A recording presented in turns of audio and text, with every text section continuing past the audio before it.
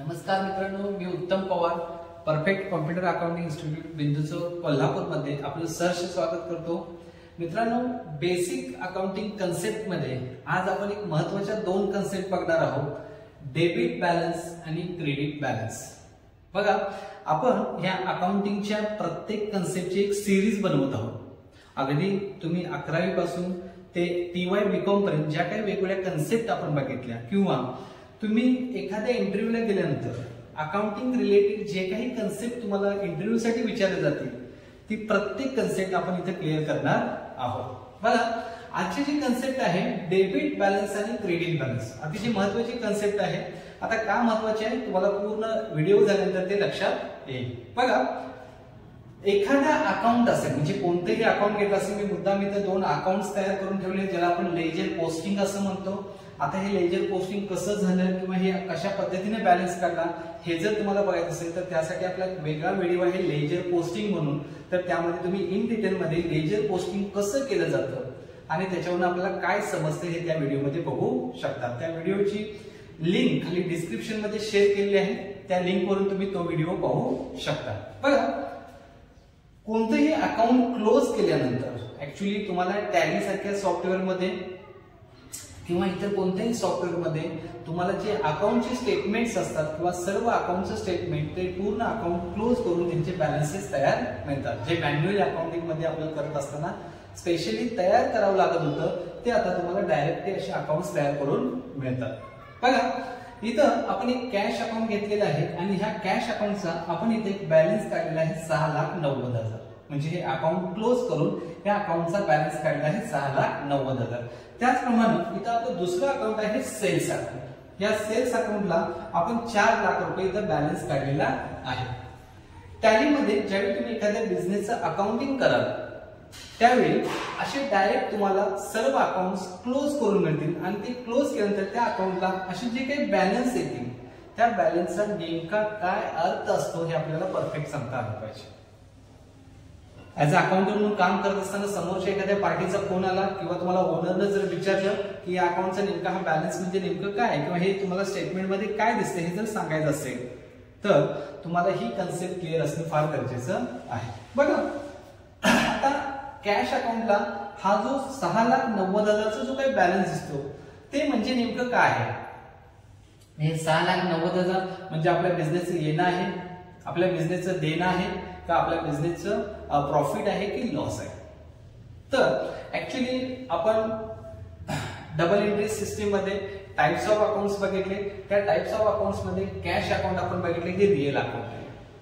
आपल्या बिझनेस मध्ये कॅश आली, कॅशला आपण डेबिट करतो, आपल्या बिझनेस मधून कॅश गेली, कॅशला क्रेडिट करतो। म्हणजे या एक्झाम्पल मध्ये जर बघायचं म्हटलं तर 4 लाख रुपये कॅश बिझनेसला आपण डेबिट केले कॅशला, म्हणजे 4 लाख रुपये बिझनेस मध्ये कॅश आलेले आहे। कशातर्फे आले तर सेल करून।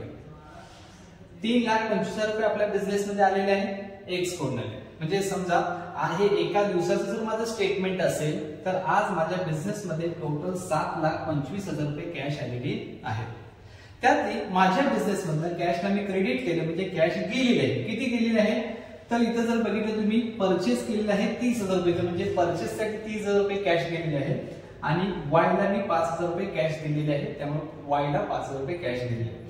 तर इथं आपल्या बिझनेस मध्ये समजा हे एका दिवसाच असेल तर आज आपल्या बिझनेस मध्ये टोटल 7,25,000 कॅश आलेले आहे, त्यामधून आपल्या बिझनेस मध्ये 35,000 रुपये गेलेले आहे, म्हणजे हे म्हणजे आपल्याकडे शिल्लक असलेली रक्कम आहे। समजा मी कॅशियरच्या ठिकाणी काम करत असेल, मी आलेली कॅश म्हणजे डाव्या बाजूला नोंदवली म्हणजे अशी नोंदवली, गेलेली कॅश या बाजूला नोंदवली। आता मी काय केलं की संध्याकाळी मला अकाउंट क्लोज करायचे असताना, ऑफिस क्लोज करत असताना मी अशा पद्धतीने हे अकाउंट क्लोज केलं आणि हे अकाउंट क्लोज केल्यानंतर याला मला हा 6,90,000चा बॅलन्स मिळाला। म्हणजे 6,90,000 म्हणजे माझ्याकडे आता शिल्लक असलेली रक्कम आहे। मी बरोबर तेवढीच कॅश बॉक्स मध्ये रक्कम आहे का बघणार, आणि जर बरोबर तेवढीच असेल तर माझ्या आजच्या सर्व नोंदी बरोबर आहेत असं म्हणून मी ती कॅश सेफ मध्ये ठेवणार आणि मी घरी जाणार। आता ज्यावेळी दुसऱ्या दिवशी मी परत ऑफिस मध्ये येणार, ऑफिस चालू करणार, माझं कॅशचं काम चालू करणार, त्यावेळी मी काय करणार बघा, त्यावेळी नवीन इथं हीच कॅश असं लिहिलं जातं टू बॅलन्स ब्रॉट डाऊन 6,90,000. म्हणजे याचा अर्थ काय की ही जी कालची शिल्लक होती ती कॅश आता माझ्या परत आली. म्हणजे कालची शिल्लक माझ्या 6,90,000 आहे. त्यात परत आज आलेले ऍड होणार, गेलेले मायनस होणार, परत संध्याकाळी मी शिल्लक काढणार. बरोबर आहे.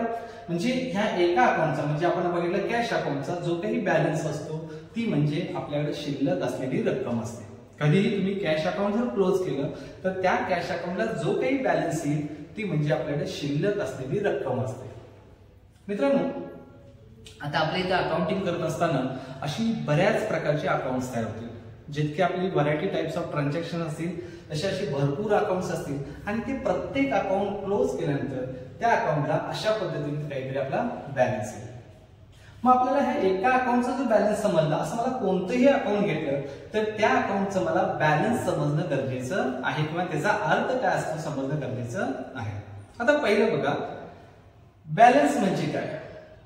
तर एखाद्या अकाउंटच्या दोन्ही साईडच्या टोटल मधील फरक म्हणजे बॅलन्स.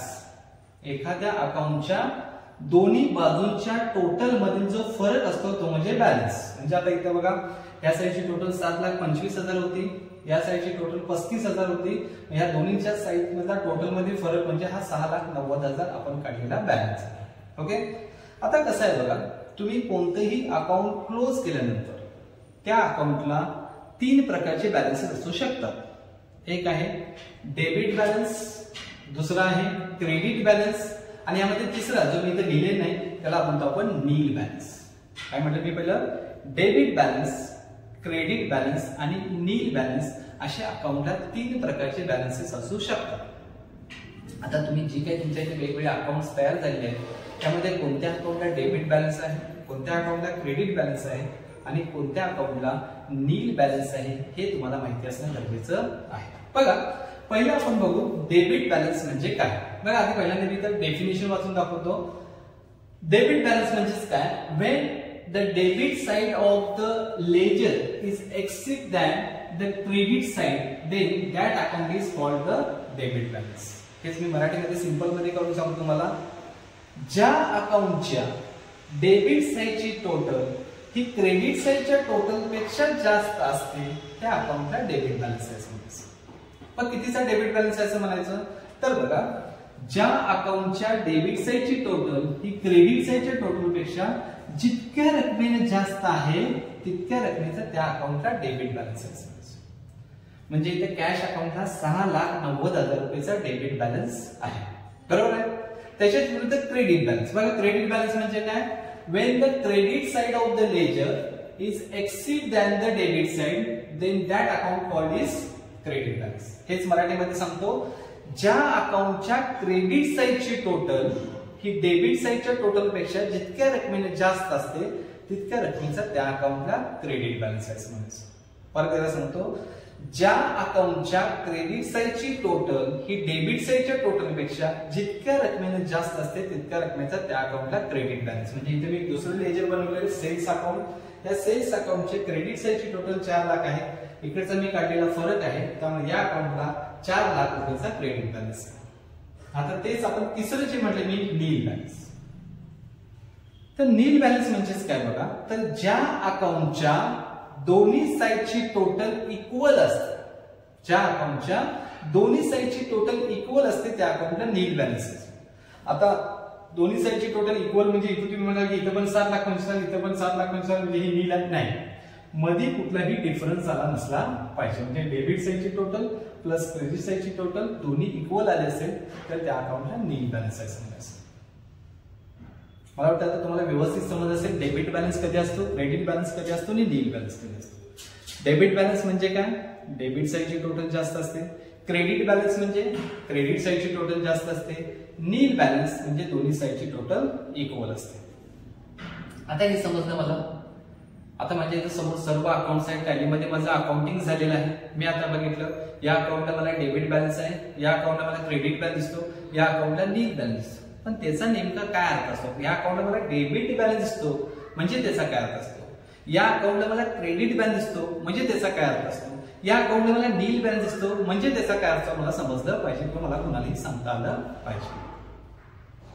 तर बघा, आपण ऍक्च्युली टाइप्स ऑफ अकाउंट्स मध्ये आपण अकाउंटचे 3 प्रकार बघितलेले आहेत. पर्सनल अकाउंट, रिअल अकाउंट आणि नॉमिनल अकाउंट. आपण बघितलं होतं पर्सनल मध्ये व्यक्ती किंवा संस्था, नॅचरल पर्सन, आर्टिफिशियल पर्सन, तसंच रिप्रेझेंटेटिव्ह पर्सनल अकाउंट्स येतात. रिअल मध्ये ऍसेट्स येतात.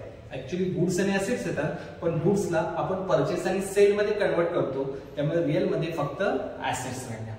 आणि नॉमिनल अकाउंट मध्ये एक्सपेन्सेस, लॉसेस आणि इन्कम्स येतात.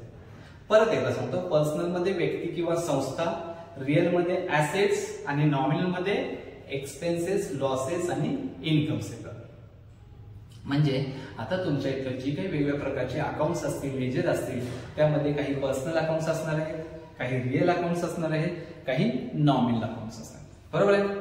आता बघा, त्यामध्ये तुम्ही आता जे मी 3 पॉइंट सांगणार ते अतिशय महत्वाचे आहेत. बघा, तुमच्या लेजर पैकी तुम्ही कोणतंही पर्सनल अकाउंट घेतलं आणि ते पर्सनल अकाउंट क्लोज केल्यानंतर जर त्या पर्सनल अकाउंटला तुमच्या बुक्स मध्ये डेबिट बॅलन्स असेल, काय म्हणजे मी परत सांगतो, कोणतंही पर्सनल अकाउंट क्लोज केल्यानंतर जर त्या पर्सनल अकाउंटला आपल्या बुक्स मध्ये डेबिट बॅलन्स असेल, तर याचा अर्थ असतो त्या व्यक्तीकडून आता तितकी रक्कम आपल्या व्यवसायाला येणं आहे. ओके. कोणतंही पर्सनल अकाउंट क्लोज केल्यानंतर जर त्याला आपल्या पुस्तकामध्ये क्रेडिट बॅलन्स असेल, तर याचा अर्थ असतो आपला व्यवसाय आता त्याला तितकी रक्कम देणं आहे. आणि कोणतंही पर्सनल अकाउंट क्लोज केल्यानंतर जर त्याला नील बॅलन्स येत असेल, तर याचा अर्थ असतो आपल्याने त्याचं आता येणं देणं क्लिअर झालेलं आहे. बघा, पर्सनल अकाउंटला डेबिट बॅलन्स म्हणजे येणं असतं, पर्सनल अकाउंटला क्रेडिट बॅलन्स म्हणजे देणं असतं, आणि पर्सनल अकाउंटला नील बॅलन्स म्हणजे त्याचं आपलं देणं घेणं क्लिअर झालेलं आहे. ओके. आता रिअल अकाउंटच्या बाबतीत बघूया. रिअल अकाउंटच्या बाबतीत रिअल अकाउंटला नेहमी डेबिट बॅलन्स किंवा नील बॅलन्सच येतो. रिअल अकाउंटला कधीही क्रेडिट बॅलन्स येत नाही. बघा, रिअल अकाउंट म्हणजेच ऍसेट्स आणि ऍसेट्स म्हणजेच रिअल अकाउंट. तर कुठल्याही ऍसेटला कधीही क्रेडिट बॅलन्स येत नाही. ओके. रिअल अकाउंटला नेहमी डेबिट बॅलन्स असणार किंवा नील बॅलन्स असणार. आता रिअल अकाउंटला डेबिट बॅलन्स असणे म्हणजे तितक्या किमतीची ऍसेट आता आपल्या व्यवसायामध्ये शिल्लक आहे असा त्याचा अर्थ असतो. म्हणजे कॅश का डेबिट बॅलन्स म्हणजे आपण म्हटलं होतं 6,90,000 रुपये आपल्या बिझनेसमध्ये शिल्लक आहे. तसं कोणतंही रिअल अकाउंट तुम्ही क्लोज केलं, त्याला जो काही डेबिट बॅलन्स असतो म्हणजे तितक्या रकमेची ऍसेट आता आपल्या व्यवसायामध्ये शिल्लक आहे, किंवा आपल्या व्यवसायामध्ये जी आता ऍसेट आहे त्या ऍसेटची व्हॅल्यू आता इतकी आहे. आणि जर नील बॅलन्स असेल तर ती ऍसेट आता आपल्या व्यवसायामध्ये नाही. भले तुम्ही विकली असेल, जुनी झाली असेल, तिला मी स्क्रॅप मध्ये काढली असेल, पण ती ऍसेट आता आपल्या व्यवसायामध्ये नाही. रिअल अकाउंटला कधीही क्रेडिट बॅलन्स येत नाही. बघा, नॉमिनल अकाउंटच्या बाबतीत जर डेबिट बॅलन्स असेल तर तो आपल्या व्यवसायाचा खर्च किंवा तोटा असतो, आणि क्रेडिट बॅलन्स असेल तर तो आपल्या व्यवसायाचा इन्कम असतो. बरेच अकाउंट्स असतात, कमिशन, रेंट, इंटरेस्ट, जिथे आपण 2 अकाउंट्स वेगळे करत नाही. बरेच वेळा कमिशन पेड, कमिशन रिसिव्ड असे अकाउंट्स करायला पाहिजेत, किंवा रेंट पेड, रेंट रिसिव्ड, किंवा interest paid, interest received, discount paid, discount received अशी वेगळे असतात. फक्त तुम्ही एकच अकाउंट केले, समजा तुम्ही एकच अकाउंट केलेलं आहे कमिशन, तर कमिशनला जर तुमच्या इथं बुक्स मध्ये क्लोज केल्यानंतर डेबिट बॅलन्स असेल तर तो आपला खर्च आहे असं समजायचं, एक्सपेन्सेस आहे तो कमिशनसाठी. जर त्याला क्रेडिट बॅलन्स असेल कमिशनला तर तो आपला इन्कम आहे. तसंच इंटरेस्टच्या बाबतीत बघा, बऱ्याच वेळा इंटरेस्ट आपल्याला बँकेकडून मिळालेले असतं, आपल्या लोनवरती आपण इंटरेस्ट पेडही केलं असेल. तुम्ही जर एकच इंटरेस्ट अकाउंट तयार केलं असेल तर इंटरेस्टला जर डेबिट बॅलन्स असेल तर तो आपला एक्सपेन्सेस असणार आहे, जर त्याला क्रेडिट बॅलन्स असेल तर तो आपला इन्कम असणार आहे. ओके. बघा, ह्याच्या 2 कन्सेप्ट वरून आपल्याला पूर्ण व्यवस्थित अकाउंटची माहिती समजते, त्यामुळे ह्या 2 कन्सेप्ट क्लिअर असणं गरजेचं आहे. त्यानंतरचे मी पॉइंट्स सांगितले, तुम्ही तुमच्या नोटबुक मध्ये ते नोट डाऊन करून घेऊ शकताय, आणि तुम्हाला कधीही कुठे इंटरव्ह्यूला विचारलं तर ते व्यवस्थित सांगता आले पाहिजे. कॉलेजच्या विद्यार्थ्यांसाठी हे अकाउंटचे सगळे नियम असतील किंवा अकाउंट सगळे कन्सेप्ट असतील त्या क्लिअर असणं गरजेचं आहे. ओके. थँक्यू.